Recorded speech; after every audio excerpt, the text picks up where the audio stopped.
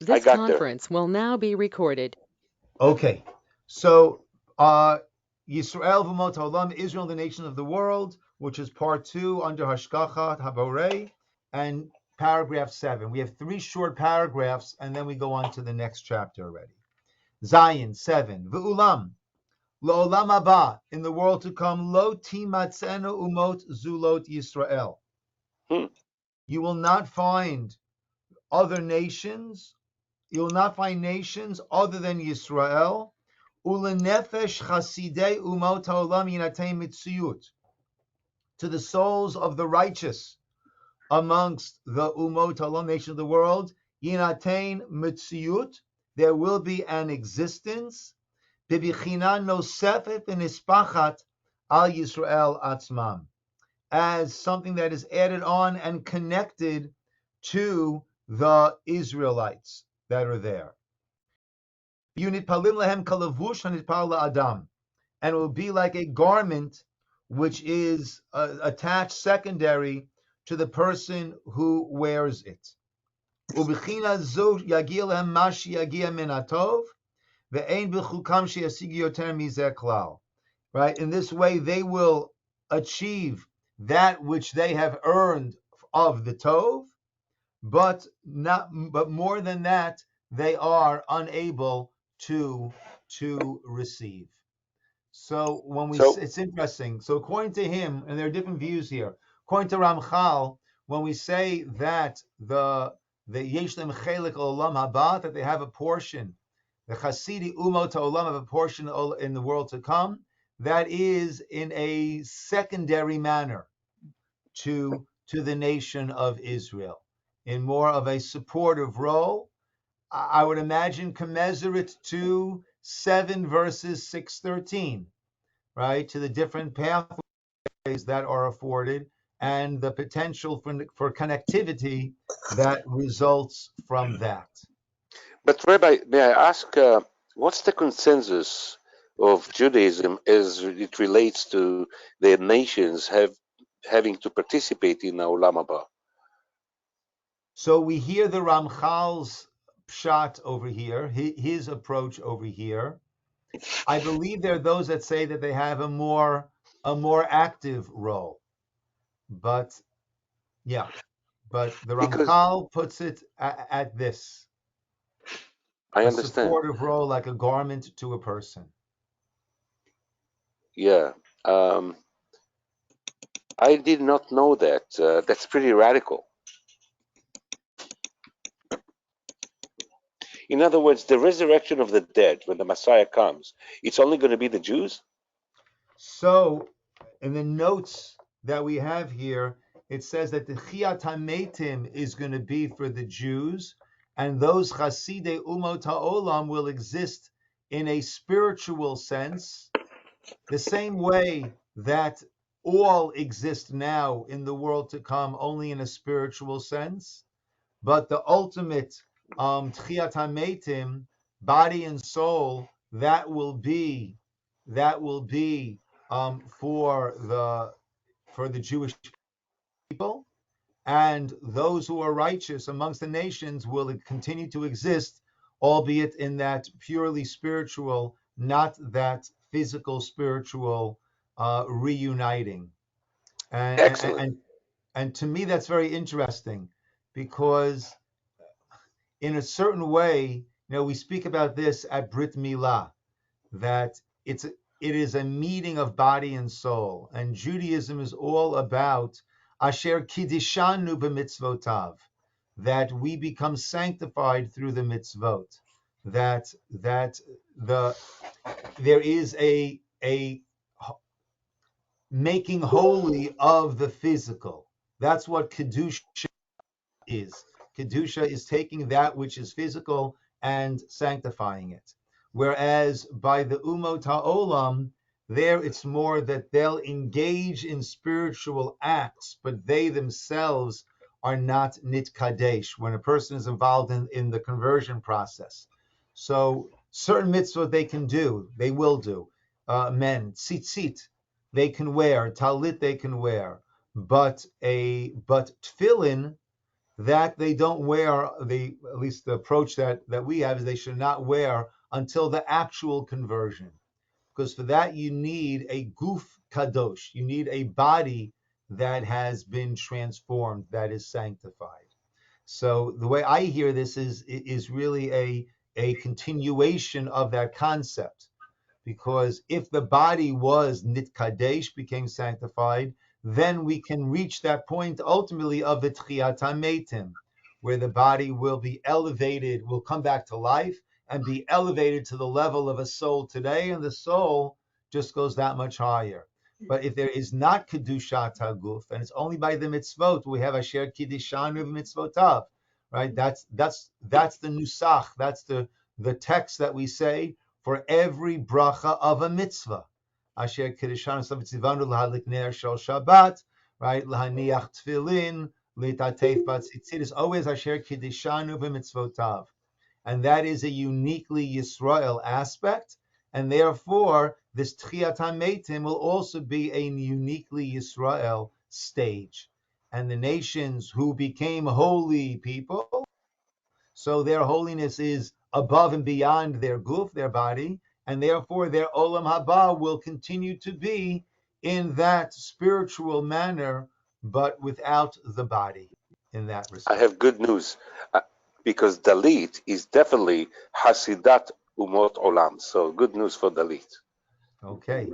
Rabbi, Yes, can I David. interject a couple questions? I find this a very troubling passage for a number of reasons. Certainly, it helps resolve the contradiction of remembering never to forget Amalek. But where do these souls go? They are souls. They are human beings with souls. I know Jews. We all know Jews who are less righteous, less observant than a Gentile following the seven. So, I mean, it's like a lost energy, and I don't believe that's how our universe works.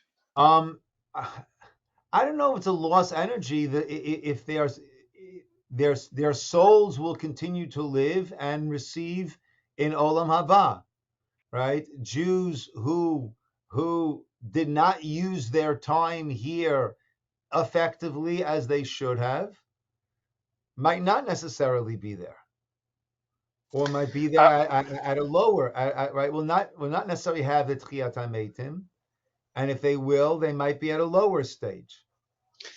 May I add 2 cents to this? Sure, Uzi.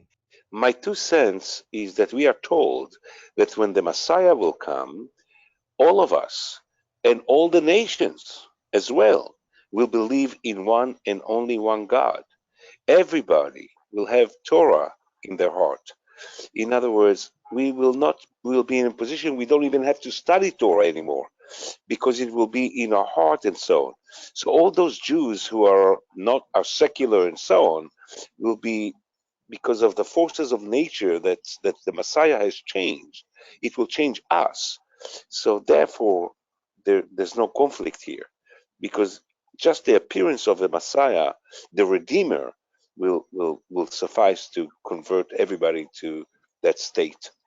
Yeah, yes, but the problem with that, Uzi, is A, those who died already, Yes. and B, even those at that point, there won't be any great reward for our belief in and adherence to Torah mitzvot when it becomes almost like a natural inclination to do. That's why the Yemot HaMashiach on a certain level is referred to as Yamim She'ein Bahem Chefetz, days for which we have no desire. Either that we won't have desires then, because it'll be so clear, or days for which we don't have desire, because at that point, there's only schar va'onesh when there is a challenge in front of us. But when it is so apparent, so that might be too late for someone to, oh, now I get it. Yeah, of course now you get it. Now everyone gets it. Now it's so, now it's in your face. Now one cannot not get it. Yeah. So Yeah. I don't know if that I will help what understand. you're saying. But Yeah, David, our understanding is that a very righteous Gentile will have their place in a Gentile way in the world to come, right? Now, to me, not having the body doesn't seem to be, I always imagined, we think about those who have left this world as being in a spiritual place. They're in a spiritual place. And the spiritual energy that they created will continue to exist for them in a spiritual sense. But this concept, which is kind of a surprising concept even, of Tchiyat HaMetim, of the bodies coming back to life and being reunited with the souls and being elevated, right? That is something that would not apply to them. However, once again, right, the spirituality, the good that they did and the spirituality that they created in their spiritual existence, that will continue just as a purely spiritual, not a meeting of the physical and spiritual. I still find this very troubling. So you're going to have, it's almost like a division of the human race. So the Jewish people who are infused with the light of the Mashiach, we go off to the next world, and the rest of the world who don't make the bus continue. I mean, they don't all die; they live, they have children, and so another. It just, I'm going to have to think about it. It's possible that I won't be think we able to might. accept this. I'm saying no authority, but I think we might be confusing from different stages. Meaning, there is the present stage of the world.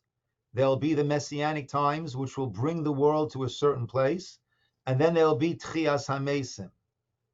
And at that time, right, it will no longer be, it'll be those who merit Tchias HaMesim, but then the world is not going to continue to exist as it exists today.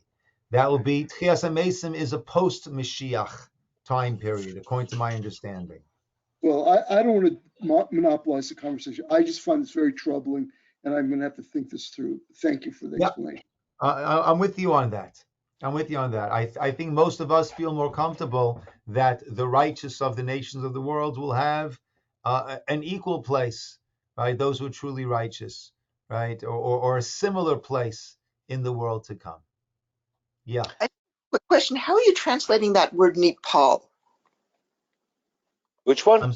Which word? I'm sorry. Nepal or Uzi? Say it again. We couldn't hear you. You got cut off. The word, can you hear me now? Yes, The word Nepal, how are you translating that? Nepal. Nepal. Nitpal, secondary, Oh, adjoining to, Okay. adjoining with. Nepal is like sticking to, like No, Joe. like But Ikar and Tafel, Uzi. oh, from the word tafel. Nispach. Nispach would be Wait, the sticking to. Nitpal is secondary to, adjacent to.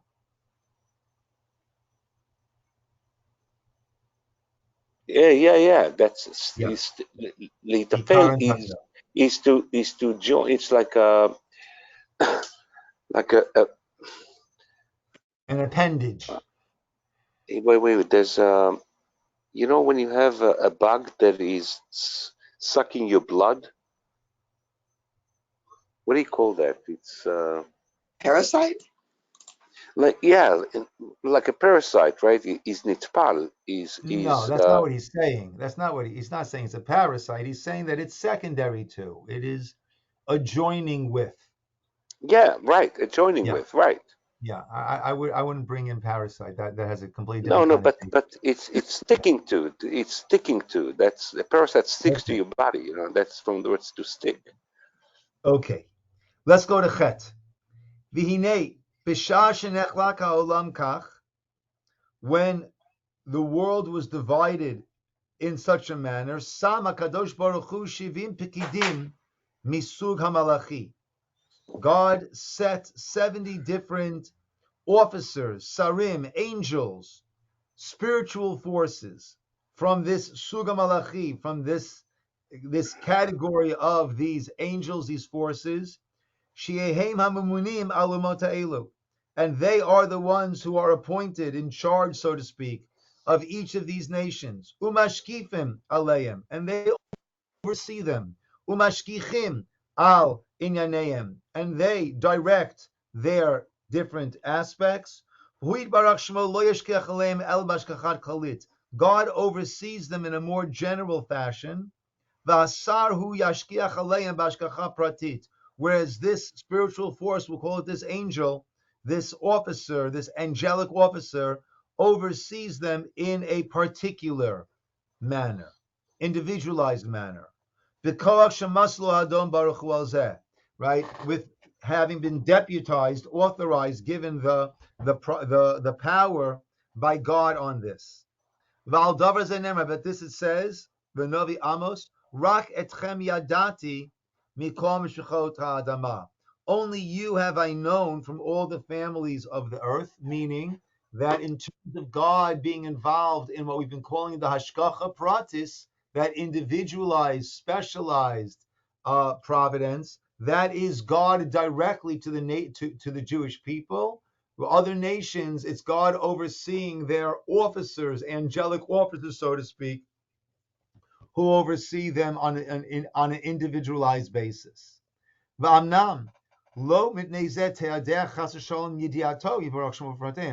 not that God is not aware of the details. All is revealed and open and known before him. He does not directly oversee and influence in the details. But and this will be explained further when we go further on. We'll go more into that, how that individualized providence does and does not apply. Tet 9. Yisroel. Based upon the actions of Yisroel, Talah Adon Baruch Hu, God hangs, makes dependent, Tikkun Kol Abriya, the correction, the fixing, the betterment of the entire creation, V'iluyeha, and the ability to bring it up, or conversely to bring it down, as we mentioned. V'shibed kaviyachot hanagato lepa'alam, and he has subjugated, is a good term to use here, his Yes. feelings according to pa'alam, according to their actions. Lahir, will there be greater illumination? Ulashpia, and greater influence? Lisater, or hidden away? Ulehit alein, and to move back. Chas v'shalom, al pi ma'aseyim, based upon the actions, the mitzvot, etc., of Bnei Yisrael. Ach maseh ha'umot, but the actions of the nation of the world, lo yosifu v'lo yigru'u, they will not add or detract b'mitziyut habriya u'b'giluyo, in terms of God's providence, God's, what we call the God's illumination, either being brought further into this world or being pushed out of this world. Aval yamshichu latzmam, but rather their actions will bring upon themselves to'elet, either gain, ohefsed, or loss. In beguf, whether it's in the physical sense, in benefesh, or it is in a spiritual sense. V'yosifu koach basar shalahem, they will give koach, so to speak, strength to their angelic force, to give it more strength to do more for them. O yachalishu, or their actions can cause a weakening, a diminishing of his strength. Even though God does not oversee, orchestrate with the nations of the world, bifrateim, in detail, but they might serve as a means. God might get involved if they are serving as a means in terms of their interaction with Yisroel, individuals or rabbim. We spoke in the previous chapter that some things that God does for me might be an end in and of itself, and some of it might be a means in order for me to enable whatever it might be, right, in terms of helping others. And that's how it would work also with the Umot HaOlam and their individualized hashgacha from Hashem, it'll be more as a means in terms of others. Yeah, it's interesting that those folks who believe in a different Messiah are longing for the Jews to cling to the Almighty, and that's their belief that we need to, and they are always criticizing us that only few Jews are doing it. Only few Jews are religious, maybe half of us, but not all of us. And it's funny that when we were clinging to God, everything was great. But when we went away, we got pogroms, we lost Yeah. respect of the other nations. Yeah, well, we see that throughout the Navi. You learn Yes, through Shoftim, the judges, and even kings, and Shmuel. It's very frustrating that when we're doing things properly, things go well. Then we get complacent and we drift off, and then all heck breaks loose. We get attacked, and we get, yeah, that's that's been the story of our history, and individualized also. I think we're very much the same. That very often when we're having, we call out when things are going well. Uzi, I think you have to making coffee, or it's bouncing back a lot, Uzi. Right? But when things are going well, we're Uzi. I think you need to mute. I'm sorry, Uzi. A lot of bounce back. not anymore. Okay. Yeah. Yes, but that certainly is the issue that we have dealt with in the past and continue to deal with. Yeah. Let us start chapter 5.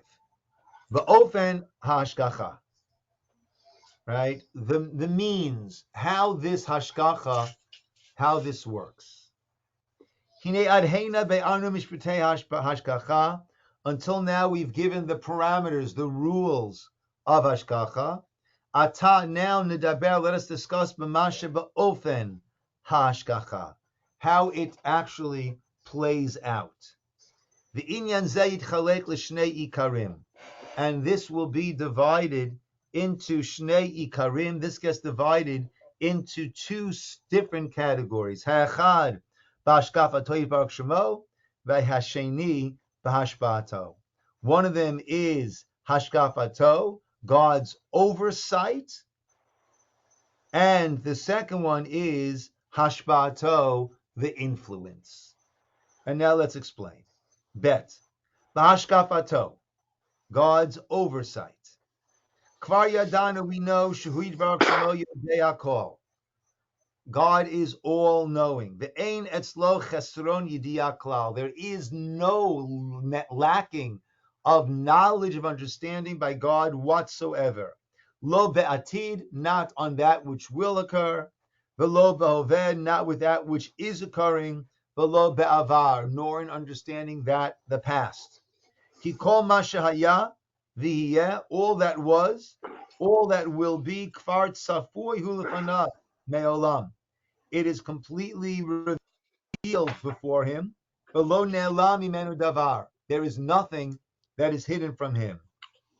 The chol ha'oveh, and all of the present, galui hu lefanav v'noda etzlo. It's revealed, it's known, yitbarach shemo, to him, bless his name, b'chol b'chinotav, in all of the aspects, v'lo nistar mimenu chlal. There is absolutely nothing that is hidden from him. We've mentioned before that the meaning or the understanding that we have in God's name, the Yud Hey, followed by a Vav, followed by a Hey, that's the name that we don't pronounce. The Kohen Gadol during the Birkat Kohen, the priestly blessings in the Beit HaMikdash in the temple would say it, but we don't say that Shem Mefurash, and that is not a borrowed term for God, but that is an actual term for God, meaning Elohim means power, and we use that term for judges. We use that term. Hashem told Moshe, "Don't worry, you go before you will be an Elohim to Paro. You will be a lord over Paro." and certainly the other names that we have, Rachum, Chanun, compassionate, kind, those are all borrowed terms. The Yud-K, Vav-K is a term that is unique to God. And what we're supposed to, the kavanah, the focus we're supposed to have when saying that name is Haya, he was, Hoveh, he is, Yiyeh, will be. But it's not that God was, and God is, and God will be. God is all at once, was, is, and will be, meaning he is beyond that realm of time. And actually, if you take the word Haya and superimpose upon that the word Hoveh, and superimpose upon that the Yihiyeh, what you're left with those three sandwiched one on top of the other, is Yud followed by Hey, followed by a Vav, followed by a Hey. And that is that God is this Hayahova V'yiyah. So the past, the future, everything is completely revealed. The way Rav Detzler gives a parable to understand that is that time is like a cloak, and a life is, let's say, a long table going from beginning to end. And this cloak has a little hole in the middle. And as this cloak is being moved slowly across the table, then what's available to see is the present, and what's ahead of it is the future, what's behind it is the past, and that keeps moving forward. But that is the cloak of time. To God, there is no cloak. God sees under the cloak and sees that whole sojourn of our life from beginning to end. It's all there laid out. I have 2 cents on that.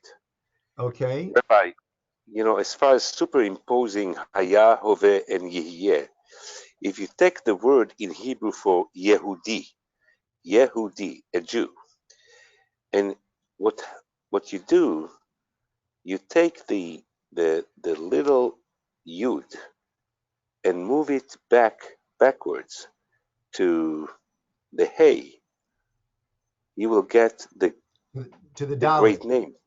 To the Dalit, you'll get the great name of God, Interesting. which is fantastic to me. I mean, the connection, in other words, when we say that we are the only ones who are going to have the world to come, and only the really righteous of the nations will participate, you know, just in the Hebrew language, there's such a connection between the Yeah. great name and who we are that I tend to believe these things. And like David is correct in his concerns about it, but just that part relieves me of that, because of the connection. I tend to believe it myself. Okay. Okay. Amnam nikra shehu mashkif al hadvarim. So we say God oversees thing mashkif mashuhu dan otam. That's not talking about God's knowledge, but God's judging, acting upon them. The gozer leim gzeirot, making decrees based upon that. Mugvalot bigval hazman sheyirtzeh he chadesham bahem, bound by the boundaries of the time that he wants those gezerot, those decrees, those events to come about. V'o nedaber bazeh lifnim. We'll speak about this further. Be'ezar Hashem, but with the help of God. So that is God's perception, God's oversight. Ach hashpa'ato. When we talk about God's hashpa'ah, the influence, humashi yotzi ritzonoi baruch shemo lepoel. That is taking that ratzon, that will, and bringing it to action, making it happen. V'otu haseidav hadragashu chafetz. Based upon that system and that hadraga, that levels shuhu chafetz, that he wants. Meaning there is this, we'll soon see this ordered system that God has in place. Why? We don't know why. But that is the system through which God chose to interact. V'hinei, biyoches sider biyotav, b'seder hadraga v'hishtal shalut. Man, we had this before, that the creations, all things, are in this arrangement of hadraga levels, v'hishtal shalut, We said like the links of a chain, that one affects the other and it works its way down, and our actions also work their way up. That's the hadraga v'hishtal shalut. Why? Because that's what God chose. That's what He wanted, for reasons that God understands.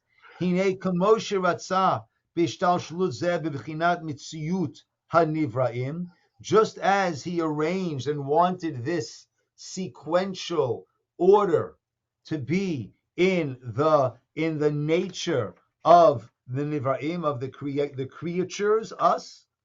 Kain rotze bo b'chinat hatmadatam upuloteim. So too in terms of our continued existence, our maintenance, b'chol inyaneim ubeseder zeh, and with this set of order of events or movement from above working its way down here, and then us working our way back up there. Beseder zeh mekaimam umashpia lahem lama sheratzah b'inyanam v'yachasehem. This is how God is interacting with us as it works its way down to us through this whole system that I'll explain very shortly a little bit more about this system. He will be mashpia, he will influence this spiritual force that we're calling malach, angel. And then that's going to work its way down to the force beneath it. Level after level. Ad shamalach acharon, the very last step, is the one who will influence the gashmiut down here in this physical material world. L'kayem davar, to maintain something. O l'chadesh oto, or to bring about something new. Kafi mashi yatzag zeirat ritzonoi baruch shemo, based upon the decree of the will of Hashem. V'amnam kiyum kol oveh b'chol madriga shehi, but the continued existence of anything on any level of this order that exists, eino ela mimenu yibarach shemo. It's all coming mimenu. It's all coming from Hashem. Ki hu He's yibarach talking. shemo hayem b'kocho. He is the one who maintains through his power that he is investing into it, that he is energizing it, hanivraim, all that which is created, v'hishtal shilutam, and that whole flow down mechanism. Kol echad lefi kvineno, each one according to the role that it plays. Avalot sa'at hapu'ulot l'gashmiyut, but the way that it works its way down into this physical world, according to this arrangement, this system of that which exists and their relation one to another. This is done with this hadraga, with this step down mechanism, shezacharnu. So that is giving. In the Israeli army, they call it the distance, right? That there is some space that exists between the commanders and those underneath, and we have these levels of power, of jurisdiction that are passed down one to the other. And as he said before, why? That was the Chefetz Hashem. That was the will of God. Exactly why. So, an inkling that we can gain is in Shemot, when we have the whole issue of Hashem sending a malach to go with us, right? And that way, it's not quite the same offense when we are dealing with an underling than when we are dealing with the very, very top pin, dealing with Hashem. So that's something that we saw when the issue was sending a malach with us, that when we deviate, it's not in the face, so to speak, as directly or as overtly as otherwise. And just one of the point I wanted to make, this idea that he says that Hashem is the power on top of everything. So we use the term Elohim for idolatry, Elohim Acherim. Why do we use the name of God for different idolatries? Because Elohim is not really a name of God. When referring to God, we say Elohim, but Elohim is used for judges, Elohim is used for powers, and idolatry was serving the power of the sun, the power of the moon, the power of the earth, the power of water, the power of the wind. It was serving these powers, and they are in fact powers, but they are Elohim Achirim. They are Right. other powers because God is the one who's giving them the power to carry out whatever they do.